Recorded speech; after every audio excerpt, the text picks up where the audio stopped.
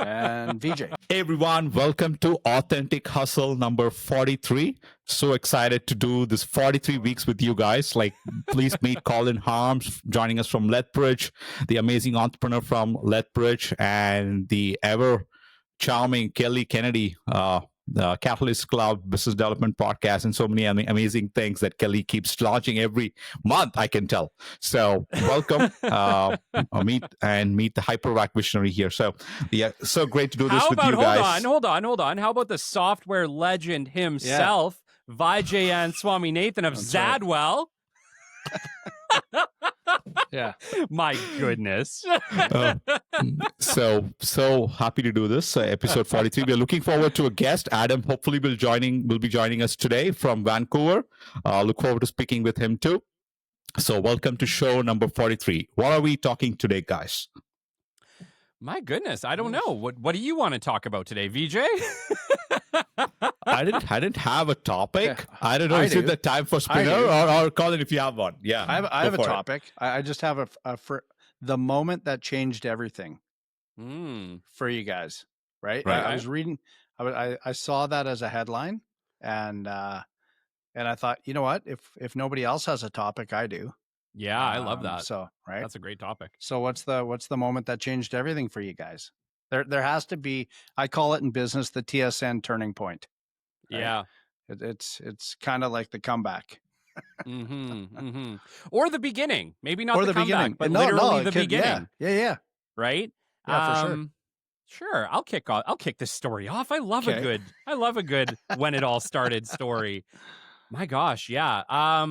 November of 2022 was the beginning of my life changing completely, and I had no clue. It was all new. I was sitting with Shelby inside Boston Pizza. I think I was, maybe 2 years in to capital business development at that time. We'd been doing fractional BD services. I was content. It was all good. And I remember thinking, I need to find a way to be more out there. I need to kind of put my name out there in a different way. And so on my list, written, I think it was number 4 or number 5 on my list of things I needed to do in the coming year was either start a YouTube channel or start a podcast. Wow. And I had no idea what those meant yet. The idea for the business development podcast wasn't even a keyed yet, right? What I knew was I had a very specific skill set, and there isn't a lot of information available on that skill set. And so I kind of thought, well, what better way to give back as a business development company than to showcase my skill set and help the next generation of people doing it at the same time? And as you guys know the story, but I think it was about a month later, at Christmas was just done. I went out and I ordered a Rodecaster Pro 2, a Rode Pod mic, and I was ready, a boom arm, and they all showed up, and I was excited, and I put it all in the corner of my room because I was also scared shitless. Yeah. And I remember thinking at the time, man, who am I? Who am I to start a podcast? Kelly, come on. The self-doubt was just next level. The imposter syndrome was next level. And it sat in the corner of our bedroom for a month, and Shell was just done with it. Just boxes and boxes of things in the corner of our room. And one night we're sitting in bed and she goes, Kelly, we either need a show or we need the money, but figure out that pile of stuff. And so we took that, I took that pile of stuff downstairs. I plugged it all into the computer. I recorded the trailer episode of the Business Development Podcast. And from that point forward, I recorded 2 shows a week for 3 straight years. Wow. Wow. And that moment changed everything. So that essentially is your TSN turning point. Yeah, 100%. It's just kind of 100%. Okay, here we go, and here we start, right? Well, and of course it was, right? Of course it was, because the moment that you are willing to step outside of yourself and start to share with the world, that is going to be your turning point. Yeah. Do you know what I think it takes to do that is dropping the fear of what will people think. Right? And the reason I say that is I think we think too small when we're going to start something, and I'm worried about what's Vijay going to think, what's Kelly going to think, what's Adam going to think. Yeah. and he doesn't want to hear me again. He doesn't want to see this again. Where what we need to be doing is broadening the scope and not worrying about what's right in front of us, right? It's who are we going to reach? How are we going to reach somebody that we don't even know we need them or they need us? Does that make sense? Right? I think we stop ourselves from starting too many times. Of course, because we're afraid, right? It's all fear. It's all fear, right? The things holding you back in your life, they're pretty much all fear-based, right? Yeah, the reality is anyone listening to this right now could start 2026 with a YouTube channel or a podcast, right? Yeah. And really, they probably should. Like, the reality is if you're an expert in something, you absolutely should start something. But on the other side of things, there's that imposter syndrome, that fear. Who am I to do this? Or there's already 10 people doing that. How am I going to be as good as them? And my argument to anybody who makes that as their argument, how am I going to be as good as somebody else? You're not. You're going to be an exceptional version of yourself that nobody can copy but you. I can give any tidbits of advice to anybody swimming in the lane of a live podcast. You will run into a few issues. And here's Adam. Hey, guys. Hey, Adam. Sorry, I had another tab stealing my camera. I have, modern day problem. Welcome, 75 different tabs open. Which one's got your camera? Adam, welcome to Authentic Hustle. Please meet Kelly Kennedy, the Nice to meet business Adam. development guru, and Colin Harms, amazing entrepreneur from Lethbridge, Alberta. So happy to have you today. Thank you for having me. Welcome. We Adam. got onto the topic, Adam, of the moment that changed everything for you. And it's a fun moment. We're going to go around the room and kind of see what that moment was for each of us. Can there be more I than just one? finished mine. Yeah, of course it can. Absolutely. Yeah. Yeah. But Colin, please take it off. What's the moment that changed everything for you? May the 4th was with me. If you remember the term, May the 4th be with you. Of course. May the 4th, some have heard it before. I was in the corporate world for 17 years. And on May the 4th, 2017, I walked in and I walked out about 4 to 5 minutes later with a termination letter in my hand. And that was the moment that changed everything for the better. And yet at the moment, you were probably feeling horrible. It was a little weird. I had seen it coming for a few years, just because I'd seen it happening around me. And then when the day came, I remember my controller, we had a code word and he said he would always tip me off. Yeah. and he would say, WestJet is departing. and that meant corporate was heading down to fire me. And so I had Nice been not to make it easy on them, eh? Just, conveniently is on an external meeting right now, or, well, I don't know which they're so meeting room nice is in. about it. The funny part was I was getting so accustomed to the gate changing is what I called it, because he would say WestJet is leaving and then he'd say, yeah, no, they're not coming today. And I'd be like, oh, gate change. And then, that went on for a couple of years. And then I got a request to meet my boss at an obscure place in between Calgary and Lethbridge at a restaurant. And I said, is there anything I can do to prepare for the meeting? And he replied, just show up. And I said, okay, today's the day. That wasn't the day. I don't know if he just couldn't do it or what happened. So anyway, that was the day that it happened. And I remember he was surprised. I just said, yeah, I've got everything in a box. I'm good to go. And he said, well, you're going to have to give me the keys for your truck. It's a company truck. And we've called the taxi. And I said, I'm not doing the walk of shame and getting into a taxi. That's like getting arrested. I said, I'll get a police car outside. I'm in the back of the car with my white box. I'm like, no. These are our layoff handcuffs. Please put these on while we escort you out the front door. Yeah. And I said, you got no issue with me. I said, I'll call a friend. And I did. And all I remember is him saying, I said, hey, Rob, I need a ride. I just got fired. And he's like, Harmsy, come on. And I'm like, no, actually, I'm standing in the parking lot. And he says, I'll be right there. And I didn't tell my wife. I let her work her day until she got home. And I think we ate supper and then I told her.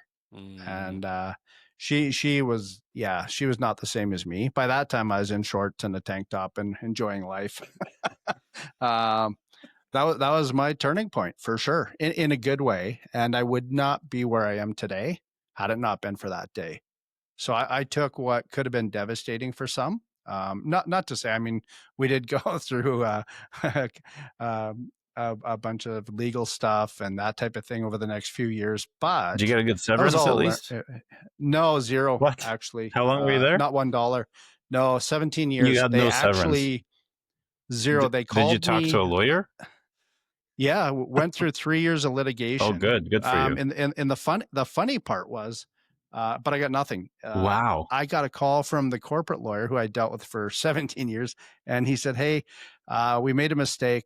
We actually paid you 8 hours too much of your salary, so we're going to be withdrawing that from your final pay." No, you need a better because lawyer. of the cut. Yeah, because of the cutoff. And my first lawyer, he got fired for some reason. My second lawyer, about 8 months in, they found out. I mean, I was dealing with a public company. They came back and said he can't represent me because the firm he worked for had represented the corporation sometime in the last 100 years. Like were you indirect to by any chance? Yeah. Okay. Yeah, that's a tough spot. And so whatever. In the end, I remember just phoning and saying, you know what, let's just move on with life. I'm done. And they said, oh, if that's the case, you'll have to sign this piece of paper saying you can never come after us again. And I said, whatever, DocuSign, whatever. I went into the lawyer. Oh, they made you sign a release after paying you zero. Nice. Yeah. It's like, yeah, you paid me nothing. I'm not signing anything. What, you want to sue me now? Try. Yeah. Because I can countersue. And you know what? I was at that point, I was like, okay, let's move on. And certainly I would not be where I am today if that had not happened. Do I wish things happened differently? Well, we always do, right? But that's in the past. And then that's when I came up with any situation that isn't going in my favor. And that one, I guess, in the end did. I always just say #next, right? What's next? Let's move. And I move on. Tell me, how fast did it move? Because I feel like that's the part of the story. We've heard this story before, but we haven't heard how fast things recovered for you. You know, walk us through how that became the turning point. Because I think people can see my world and be like, oh, yeah, obviously the show did a lot for you, Kelly. Well, talk to me about your world. How did it change? So my world, I said, what am I going to do now? And I had my real estate license and, you know, had done real estate. I just said, you know what, I'm just going to double down and get after it. And I did. Right. So it was literally, you know, I don't know what day of the week that was, a Thursday or something. By Monday, I hit the ground running and I just said, you know what, I'm going to enjoy, it was May. So I'm going to enjoy the summer. I'm going to work on my tan and I'm going to sit in my Adirondack chair as much as possible. Though the one thing, to add insult to injury, we had a thing, long-term incentive plan. It was my stock plan. They cashed it out as payroll. And so that's bizarre. You had stock. And how did you have stock? So I had stock. I was there 17 years, so I earned the stock in bonus programs, whatnot. But it wasn't direct, so it's not the end client that had that. Oh no, sorry, I was a direct employee of the subcontracting of the company that was getting work from a public company. No, sorry, I misinterpreted. Yeah. I was direct with the company for 17 years. Okay. Yeah. And so anyway, in the end, the stock was cashed out on payroll, and not that anyone needs to know, but I paid $250,000 in tax that day. Yeah, and we're getting a lot of comments of people who've been through this similar thing, Colin. Right. And you know what? But I just said, okay, well, that's gone. Next. And it gave me a little bit of money. There's money there, right, for me to live off of. But when you're married and your wife believes in security, and I just live right on the edge, you know, that's gone. And so I just said, okay, this is what I got to do. And then, you know, I continued my real estate business, and then I started looking for a business. I wasn't sure what that would be. So that was 2017. I did not find that business until 2021. Wow. So there was 5 years. What did you do for 5 years? Dude, I sold a lot of real estate. I did what I knew how to do. And that's what I did. I sold a lot of real estate, I enjoyed life, right?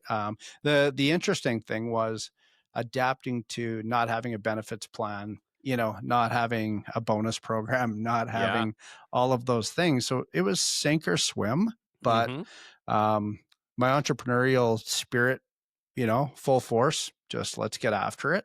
And I really enjoyed it. Like I took on a real estate brokerage. We operated that for, 6 years. Well, I that still helps do you that. a lot in sales, the amount of talking you have to do. So whatever else you do in life, that's going to help. Yeah, it was great. You know what? And Kelly, you know the story, and my personality, it honestly was the best thing that could have ever happened to me, because I think I would probably still, this many years later, be sitting there with those handcuffs on, right? Yeah. I want to just read a comment here, Colin, from one of our listeners here, Jamie Bigger. Jamie said that when it happened to her and she lost her job in a similar way, that it really broke her confidence for a bit. But being able to look back at it now, it was actually the best thing that could have happened to her. Kind of similar to what you were saying as well, that it helped her really grow and learn what she wanted. Yeah. And Thanks, you know what? Jamie. Jamie, that's 100% correct, because I don't think me as a person, I didn't have what it took to actually step out and say, okay, as of today, I'm gone. I'm walking away with nothing, because that's a hard step to take. But the funny part, and maybe I'll write a book one day that no one will read, but if they did, will be that, to add insult to injury, is when they phoned and actually had the audacity to take 8 hours back out of my salary because of the 17 years, cutoff. That is brutal 1 tooth left in your mouth. So, 1 tooth left in the mouth. Give him one final kick. And the funny part was 17 years, and at that time I was 42 or 43. So I'm like, time to start a business is 42. That's when I started mine. Yeah. Wow. See, and so just kind of what not to do, and as we grow our corporation, if you will, how never, ever, ever to treat people, right? No matter what happens. Yeah. So anyway, you guys started at 42. I started at 32. There's something about that let too. Me clarify. There's many other starts that weren't as successful. There you go. I mean, they say life begins at 40, and like I'm 41 right now. I'm just 1 year old. So I tell that everyone I meet, actually. So you have 1 year left, man. You better start planning. Vijay, from now on, I'm going to refer to you as my infant friend. Yeah. Oh my gosh! What does that make me? You're in the womb. You're not born yet. You're still in the womb. Kelly's in the womb. So, but you know what, Kelly? I mean, they say the perfect age to be an entrepreneur is age 35. I mean, I've heard that also. Is that what they say? I'm 37. I'm 37 this year, so I'm 2 years past. Yeah, there's a difference when there is a time to start and when you're actually going to be successful as an entrepreneur. Those are two different dates. It's not one single date when everything happens. Yeah. What about you, Adam? Oh, well, I don't have a single turning point. There's multiple. If you want to talk about entrepreneurship, that started quite early, because I was a geek in high school as a nerd with thick glasses, no friends, and not my computer was something that I really was interested in. I am old, so this is the 80s. We're talking Commodore 64, 8-bit, dreamland that everyone on Retro Gaming YouTube channel talks about, and I got to live that era, which is I find myself quite fortunate for having that. So I was quite passionate about programming when I was quite young, 8, 9 years old. I remember going up to the counters at stores, playing with display models of Commodore 64s and VIC 20s and whatever, and all that. And 10 print Adam, 20 go to 10. And let that run. Sorry, I fear you might have not grown up the same way, so you might not get that inside joke from the tech side. But this leads to somewhere. My first system was Nintendo 1. So. Yeah, there you go. Yeah. I remember Nintendo. My friends had that. Kelly, hey Adam, just Kelly and Vijay don't know what dial phones are. Okay. Just so you know. okay, Like we're not that young. So they don't know why. So there's a reason it's 911 and no other numbers, right? It's a bit from the rotary era. That's right? right. So that you couldn't. It was hard to make a mistake to dial 911 because I the see. 9 was the Interesting. furthest, and you'd have to wait a long And the time. first- Anyway, I think that's Yeah. one of the reasons. That's what I heard somewhere. I'm not sure if it's true, but Yeah. let's go with that for now. So anyway, so there's like I have like 4 points that are kind of turning points. So I think what happened is that I ended up doing a lot of unaware that I was building a discipline of doing that. We were quite poor, so when I was programming, I tell this story all the time.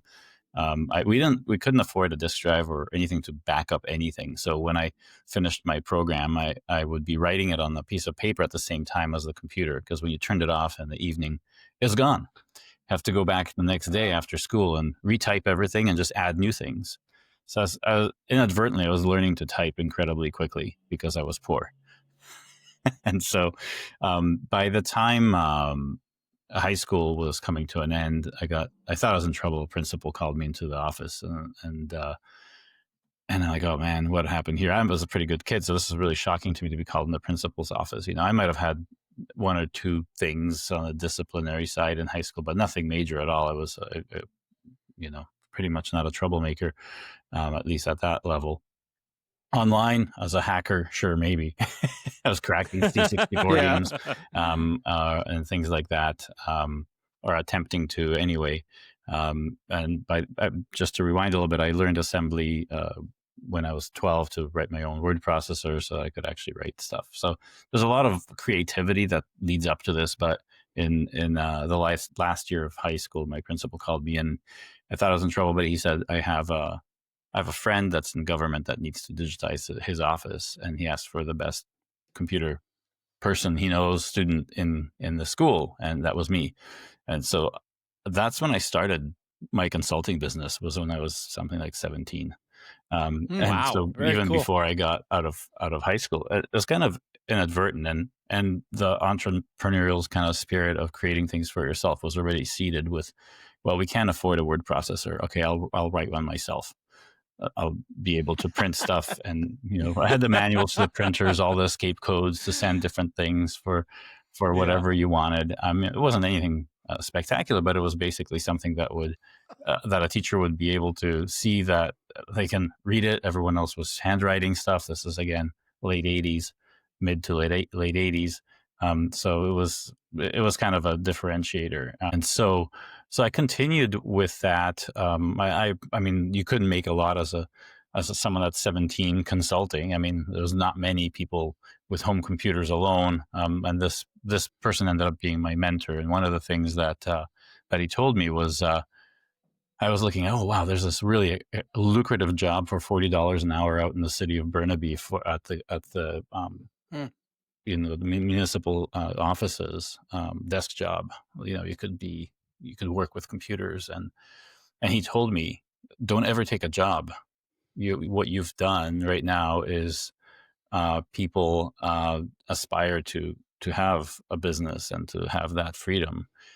Don't take the easy route and continue on doing this. And so I remember seeing that, and unfortunately passed in 2000 that year.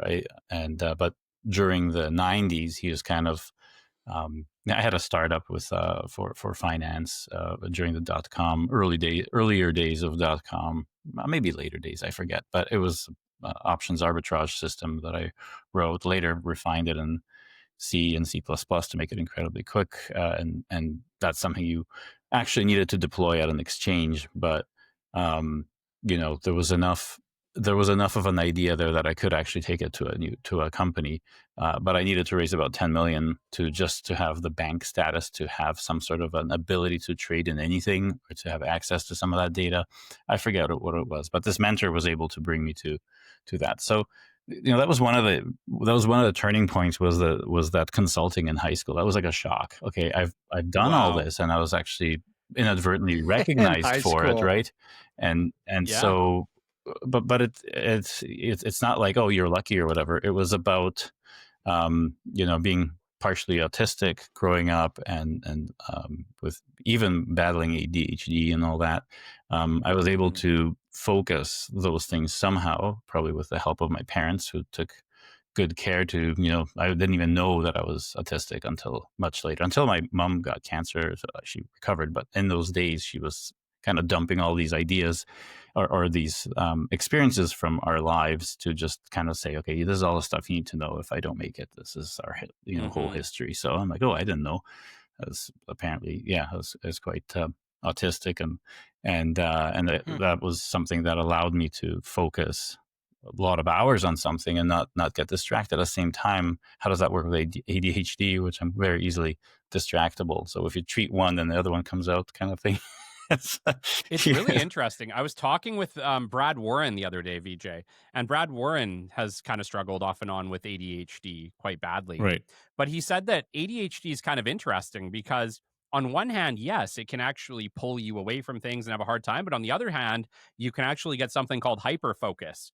And you can get so zoned in on something that it's all you do. Yeah. And if you can get there, it's actually super powerful. Yeah, I think I was floating in those kind of zones as a kid. And obviously the lack of friends helped.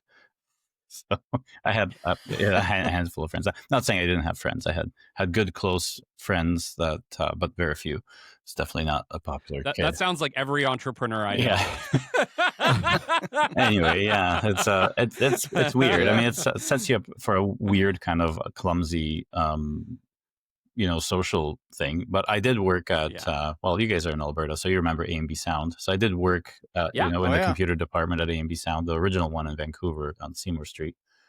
And before that at CompuCenter, I think my first job was like working Thursdays, Friday nights, and weekends at a computer store called CompuCenter. If you remember those, if you're old enough, it was a little bit more popular in Montreal, but they had a few out west, and there you would have like video games, the latest consoles. You would have like I remember that's where I saw the Amiga computer. Right, my friend got me that job. I worked with him there. Also an entrepreneur. He's got Forward Security, Forward Sec, Farshad. He's also the head of OWASP Canada. Really good close friend. So he's got a similar story too. He incorporated very shortly after me and has a very, very similar story. So I worked with him, and then he got a job at A&B Sound, and also I came along to work there with him in the computer department, of course. So that was kind of related. And the consulting thing that I talked about, that was really off and on. But it was what really stood out from that was contact with this person, which was a mentor. His name was Bill Strawn, and he was involved with energy, mines, and resources. So he was very well connected in government and all that. So, and in that later startup that I talked about, he got me through the doors of some very wealthy law firms in Vancouver. I was sitting in penthouse offices talking to my idea to people that could definitely afford $10 million, which was awesome. This person opened the doors for me, right, and believed in me from a very young age to be able to say that, well, I can sort of help this person. They've already, dedicated themselves to something, and I can sort of help them out. So that I sort of try to do that too. If I see people that are trying to do difficult things that are good things, I really try and do my best to help them. But anyway, that was one of the key turning points, was that high school moment, and that set me off on a consulting gigs all over the place. I entered the sort of Dilbert world of enterprise software development in the late 90s. That's when I'm like, it's kind of like, where do I take all this skill? What I want to do? And I started to consult. I came through recruiters, because recruiters had a hard time finding people, especially in the middle of the term of the .com. It was really hard to find. Started to become harder to find people. Before that, it was really hard to get a job. You really needed to you need a CS degree, you need to have experience, but people don't hire you if you don't have experience. And my experience wasn't real because I wasn't working for a large company full time. So I would print out stuff that I did in college. Like I had a particle simulator that was like 1 page of C++ code that I would just bring with me. It's like, okay, here's kind of how I code. And one company gave me a chance. I still remember this. It's kind of not entrepreneurial, but it is because it got me into better consulting, higher paid consulting, which led to actually opening up my own company. So I remember I was so frustrated with this idea that like everyone wanted you to have experience, but no one would give you the initial, chance to get that experience. So this giant wall, it was actually quite prevalent in the 90s before the .com kind of, you can write HTML. Sure, here's a job, right? Doesn't matter. But I remember getting a spreadsheet of all of and this is back when you had the yellow pages. I looked in the yellow pages and looked at software and like all the companies in Vancouver downtown. I would put them into a spreadsheet and organize them by building number, street, and suite number, so that I could just zigzag my way down the street and in person deliver a resume and talk to someone there. And I hit 33 businesses a day for 2 days or 3 days of about 100 businesses. And I got 2 job offers out of all of that.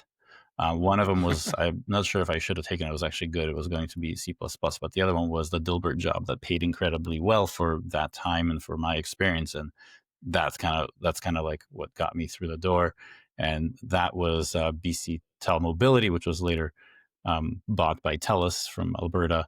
And kind of where we are now, but that was the first sort of, and I just realized all the hard work that I was doing. I just couldn't believe that people were dragging and dropping things in VB3 and getting paid such money for it. I'm like, oh my God, I was learning assembler when I was like 11 or 12, and I programmed my own word processor when I was very young. And these people are dragging and dropping stuff, and it's like this WYSIWYG thing, and they're getting paid, 6 figures. Like something's off. This is going to be a cakewalk. And of course, I did excel. My rates slowly over the next few years obviously doubled and continued to go up. Ended up being dev manager at different places, but always on contract. I always wanted, like you said, next, right? That was my thing. It was next. 4-month contract, fine. 1 month, fine. 1 year, fine. 2 years, no problem. The longest was 4 years at Pay by Phone. And that was, in 2 stints. I think I got let go in the middle, and then things were falling apart. They brought me back for another 2 years. Anyway, that was my last kind of serious hurrah. And like, I can do this as a lone wolf to help companies be better and have my business as an entrepreneur. But it's really climbing uphill. I need to have a company with people that share my vision, or I can actually have something that I can continue on. So that brings me to like the next turning point, and that was in 2015, after the only real employment that I had was with Active State, which I'm not sure if you guys are familiar. They did all the cross-platform stuff for TCL, which is pronounced tickle, other languages to make them cross-platform. So that was a Vancouver company that was quite successful. I think I'm not sure if they started with the same people as Sophos with the anti-spam people, but anyway, that was kind of neat, because I took that job because I'm a huge open source proponent. I do everything Linux. There's nothing proprietary that I use, and that was the first company that I saw that offered, like, hey, we use Linux machines for development. They were doing a project that was a fork of Cloud Foundry to basically use Docker instead of VMs for the first time. This was quite early on, right? 2015. And so I said, okay, I'll do this job. Adam, if I may ask a question, sure. in between, one thing that triggered this whole conversation today is like Kelly's post of like saying, are we going for Apple or Windows? What he and I, we were actually chatting briefly about like, And like, I know we have spoken unacceptable. Yeah, none of those are acceptable. Yeah. And we were talking about MacBook and whatnot, and like I saw your comment, and I was instantly thinking about you. Steve Jobs is the biggest. Give us the insight of your Linux insight, please. And all that. We don't have to get into that, but we can. I mean, I'm happy to have another episode because it's fun to debate that. My goodness, right? this show is not long enough. So no, I'm definitely not a fanboy. But anyway, so I took this job because like, hey, these guys are using like Linux boxes to develop on. Everything's like I'll be able to use Linux, not where I'm just opening it up in a VM full screen like I did with Pay by Phone or whatever, just to have my own world that I wanted. This is a company that actually believes in this stuff, and so that was really cool. But I was there to kind of help them sell this to HP, this whole platform. And so I was there as a dev manager to make sure everyone is, following the processes so it looks really attractive to HP to sell the company along with the product. And so that was really good. And then, of course, after a year, they sold, and I'm like, okay, I'm out of a job again. I was on vacation, actually. It's one of those things. I always went on vacation on my contract, and I was like, fuckers. Like, it's just, when you're not in the office philosophy. There to defend yourself, they'll just like, the daggers come out, and they're like, how can we get rid of this guy?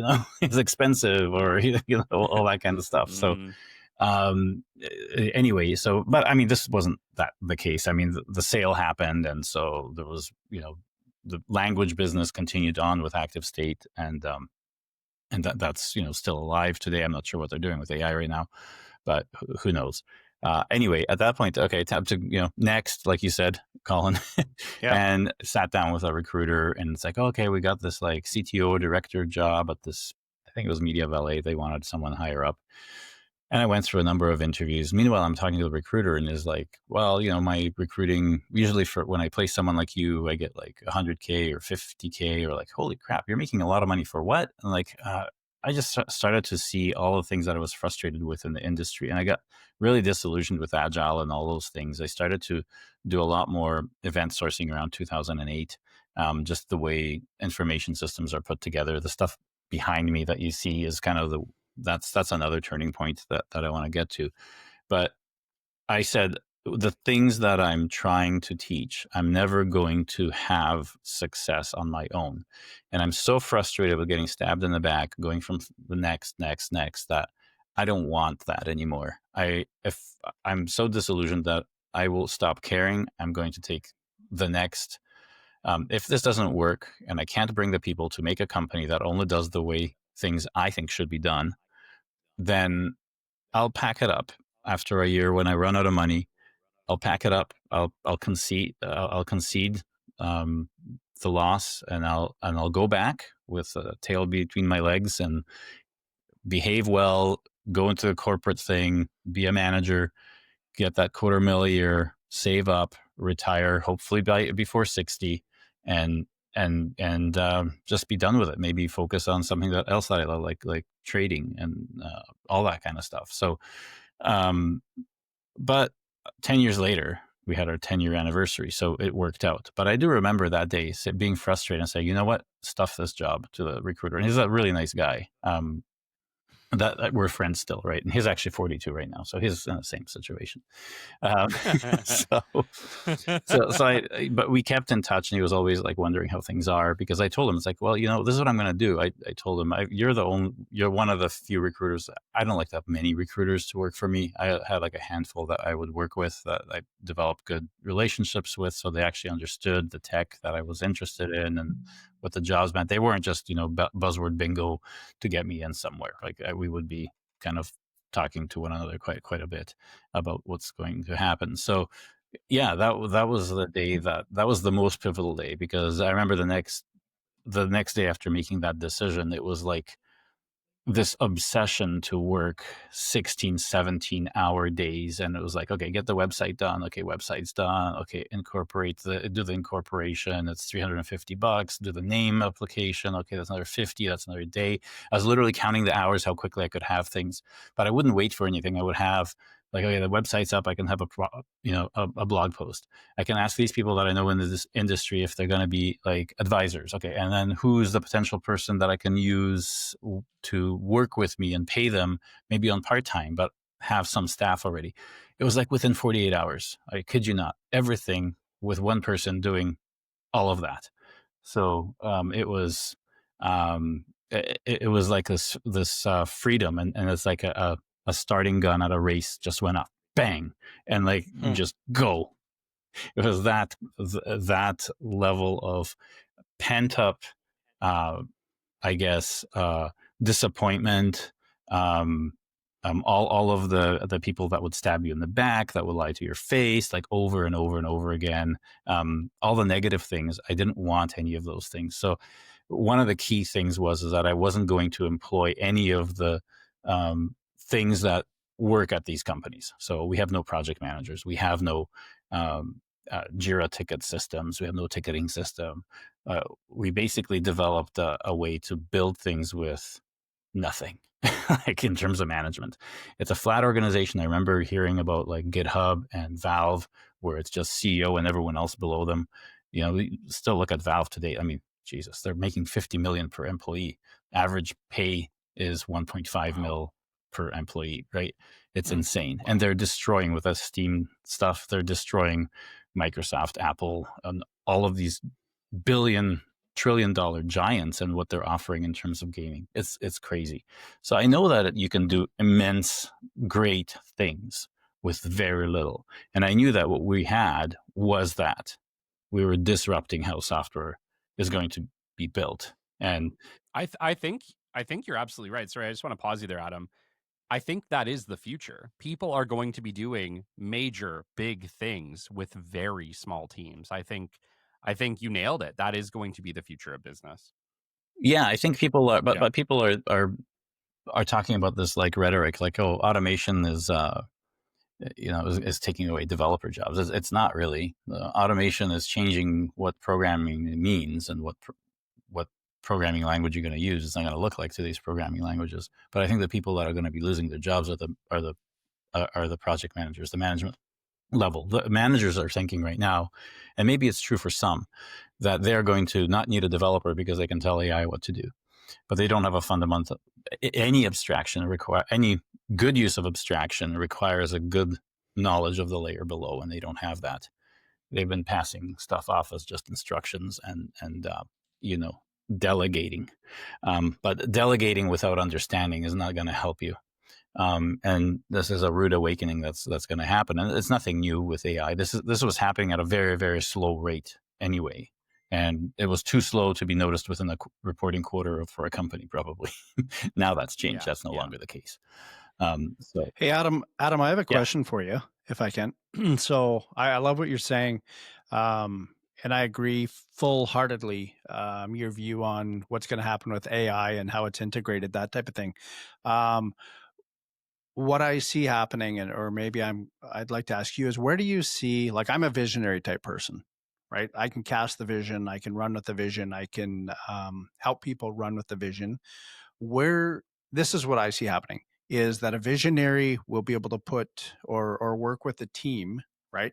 And help them move ahead, right? Like whether it's a 5 or a 10 or 15-year plan, whatever that may be, I think AI shortens that plan. People that can actually see where they're going to get to. Like if we go back 10 years and people weren't even talking about AI, right? That was like fiction to them, right? No, I mean, probably not to you, Adam, but to me. No, it's but no one saw what would happen with OpenAI throwing that much money into training. Right. Yeah. And I love what you're saying. And I think, for somebody like me, I'm always looking at, okay, where am I going to end up here? The visionary person will be in a very good position because they can foresee what's going to happen as long as they embrace what's happening. Does that make sense? I think lots of times, I don't want to slam corporate or whatever, but people get stuck That's perfectly in this little fine nucleus and can't break out. Why are you not slamming corporate? You should be slamming corporate all the because time. they harbor they harbor the worst things that actually is causing money to be funneled out of a taxpayer money out of social programs and things that we actually need. Right. Because hey, the city of Vancouver needs to have teams for their friggin' people, and they're gonna shovel millions of dollars down to fucking Redmond. instead of taking care of downtown East Side. Fuck you. Sorry, I don't buy it. Yeah. No, fuck corporate. Yeah. No, I do. I know I'm not. I'm I'm saying it out of the goodness of my heart. So Yeah. we have a lot of corporate clients, and I'm happy to say that because the clients that I have are trying to fix the corporate situation. Right. And yeah, I love that as well. Is I've always said too is, I think they should throw away the $150 bottle of wine and give it to the people that are working for them and making it all happen to them, right?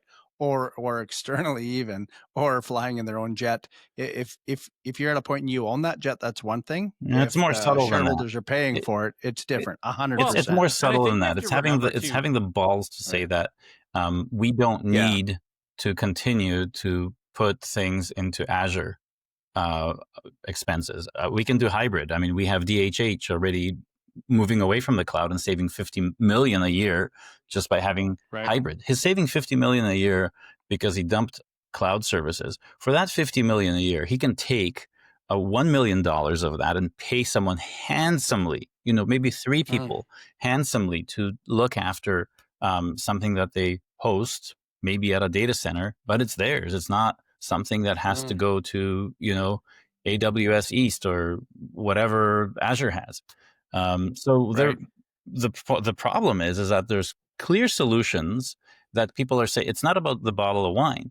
And maybe the worst offenders are the ones that are taking the kickbacks behind the scenes, getting the bottle of wine because they signed the contract, and the Microsoft the sales guy is the one that's like, hey, my bonus is going to be $500,000 this year. Here's your champagne, right? Whatever. That's all this. It's kind of corrupt. I mean, it even probably happens. I'm sure it happens at government levels, no matter how diplomatic your country is or anything. There's always this kind of like corruption. So the idea that I have is that, we make things as systematic as possible without subjectivity and humans in the way. Why we can run a small company is because we don't need management. The thing behind me is a blueprint that tells you where everything is, what everyone is working on, what needs to be done. It's 100% transparent. Now, corporate lives in obfuscation and hiding and departments and keeping people without knowledge, right? Keeping people in the dark, growing them like mushrooms, creating problems to solve so that there is a justification for jobs. It's rampant. I mean, when you get a high-paying job in a corporate environment, you have your mandate for what you have to do, but the unspoken mandate is, how do I keep this damn job? How do I make sure that I don't get replaced? How do I make sure that the guy coming up doesn't get promoted above me? It's a vision that management pyramid is so toxic and so full of places for dysfunction and abuse to grow, but I refuse to participate in it. But I also feel like not all corporations are. Of course bad. not. I think we also have to state here that there are really great run companies too, right? There are, but at what cost? Like the cost to manage that and to keep that in check. And we had all of these wonderful things like DEI and being inclusive. I'm absolutely 100% for it. I grew up in a gay neighborhood here in Vancouver. Not that I care one way or the other, but I'm surrounded in Canada, it's a multicultural country. We're surrounded by different people. So to me, it's horrible to think that people are acting this way. Maybe in other corporations in other parts of the world might be a lot worse. But having something that allows me to remove the human, that I have to hire a human that I trust to not be a jerk, just remove that problem altogether. Make a system that doesn't allow, because you're relying on all of these people, that someone can lie well enough to a hiring manager to get in there and spoil it for everyone. Just don't have it. Make the system be as transparent as possible. Like the slices behind me here is one of the ways that we differentiate, is we pay fixed cost per slice. I don't care if you're a junior person, if you're black, white, if you have an accent, if you don't. If that gets done, you get paid, period. I don't care if it takes you a month because you're junior, or you're super fast because you're extremely experienced and it takes you half a day. The pay right is the price same. for the right job. What's that? Yeah. The right price for the right job. Well, the job is always like, that's the other thing, is that what are the sizes of these things? They're all equal sized. Yeah. So we always take whatever job we have and we spread it apart to be, well, this is 12 steps. It looks like one step if you're looking just at wireframes, but if we actually analyze the data flow, it's 12 steps and we're paying per step. That's it. Gotcha. So all of the estimations in software, oh, it's impossible to estimate software and all that BS. After 10 years, I can guarantee you that is BS. For information management systems, we've run this way without a problem for 10 years. And that's the way it should be, because it takes that subjectivity out of the picture. I don't have to have a boss saying that your code quality is not as good as that, or I don't like the way you write. That's gone. Like all of those, every single problem, like 99% of the stuff that I hated in the industry, I wanted to make sure that none of those things were possible in the system that we were going to use. And that's where event modeling, that's my last thing. My turning point was realizing in 2018 that we actually created something else, and I had to give it a name because we were doing it since 2015 and personally earlier since 2008. That's where event modeling, that diagram behind me, that's where it came from, was this thing unlocks a system that doesn't allow assholes to kill your company. Amazing. Yeah. Adam, I want to pause you there, and I want to transition over to Vijay, because I want to hear I want to also hear the turning point for him as well. Vijay, what was Sorry, the I had too many turning points. Vijay. That's okay. That is a lot of turning points. I'll just interject here before Vijay starts. I think we have to have another whole show, Adam, because I'm speechless. I just need to know more, and I want to hear more. So, happy but I'll to let Vijay. Phenomenal, yeah. Vijay, Yeah, no, thank you, Adam. It's so good to have you today. Thanks for inviting me. I mean, if you want to hear more of Adam, go check out. I mean, he has been on Pathfinders. Go check out the full episode. There was one record that we were the longest show on Pathfinders. So go check it out. No, someone beat me go now. check out. Someone beat me now here. Someone beat you recently. I'll have to check the timing of it. So also go check out he's the author of event modeling. Go check out eventmodeling.org with a single L. Is that right, Adam? But I think if you just type in event modeling into Google, it'll find the right thing. Yeah. So you can find him right there. So what was the turning point for me? Maybe for another episode, but I'll make it real short because I got No. This episode is however long it needs to be. I want to hear the whole story. I love that. I love these types of shows. Yeah, sure. I mean, like Adam, there are multiple turning points for me. For me, it's about like understanding different things. So who am I? What is this life? And so many amazing things that happens to you, and like it's more of self-discovery, Kelly. For me, it has been more of self-discovery, understanding me, understanding other people. And for a long time, I was in the corporate, right? I mean, for me, the best thing that was told to is like growing up in India, right? There is a lot of pressure on the kids. Actually, the three things that are told to all the kids. Adam is like, okay, you have to be a doctor, engineer, or a failure. Other countries too. I feel it too. Yeah, it's like I spoke to Chris Young. He's from China, and he said like Chinese parents did that too. So the worldwide, these parents stop it, so the kids will figure it out, right? So there's a lot of pressure on the kids. I get that. But the thing is, like, I took the corporate job for a long time. I was in the corporate for a very long time. Hated it, actually. I hate tall glass buildings, actually. Couldn't even stand it. I told him I would vomit than sit in a tall glass building in a corner office. I hate it, actually. So I am not a huge fan of this Wall Street taking over Main Street, because I know amazing people, small business owners doing amazing stuff, actually. Really good people, actually. But the whole notion of I have $1 billion, how can I go dominate an entire city or like get rid of those 100 businesses? I don't like it. I hate it. I use the word hate very, very rarely, but that is something I hate.